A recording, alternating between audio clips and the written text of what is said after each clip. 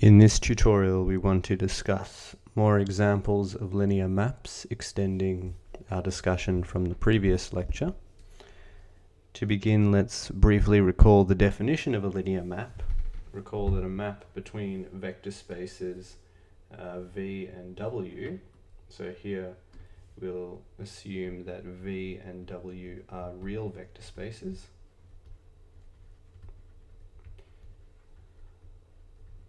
In particular, the scalar multiplication property is over the reals. So a map between two real vector spaces is linear if T of u plus V is T of u plus T of V, and T of lambda V is lambda T of V. Okay, so let's look at some examples. The first example I'd like to look at is the example of a derivative. So let's say the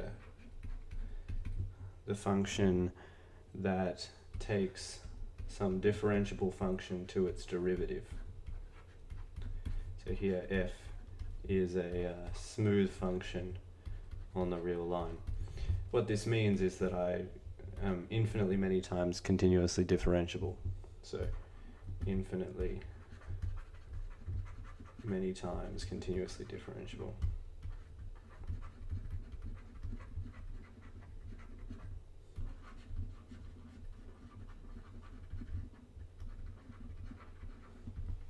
So I don't have to worry if the function's not differentiable at any time. For example, I don't have to consider the mod function, which isn't differentiable at here. This is not an element of the smooth functions.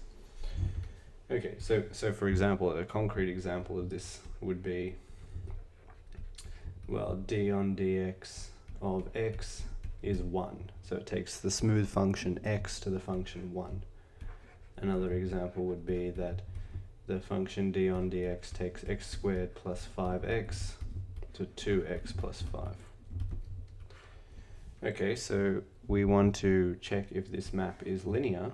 So we check the first condition, the additive condition. So let's look at t of u plus v. Well, that's d on dx of u plus v. But if we know our familiar rules of differentiation, then the derivative of the sum is just the derivative of each of them individually. So we have du on dx plus dv on dx. Now we need to compare with the right hand side. So t of u plus t of v. Well, that's du on dx plus dv on dx, which is equal to this. So this map is additive, meaning it satisfies condition 1.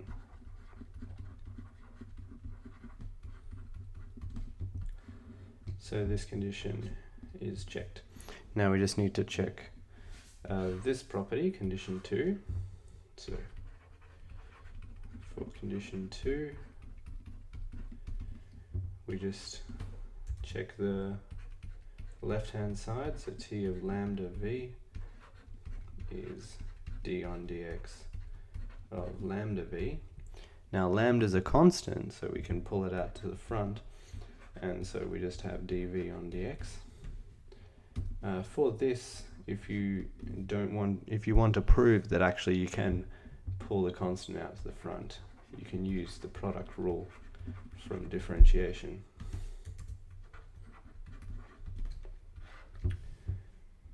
But that's largely unnecessary. It's clear that you can take the constant out. Now we just need to check that this is lambda t of v, but that's lambda dv on dx. So that equals that. And so this map also satisfies condition 2. So let's just give it a tick there.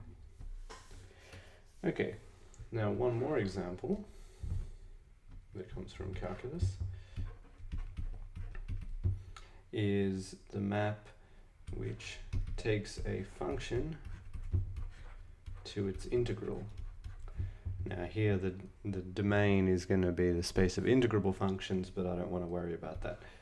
So let's just check condition 1. So condition 1 is t of u plus v.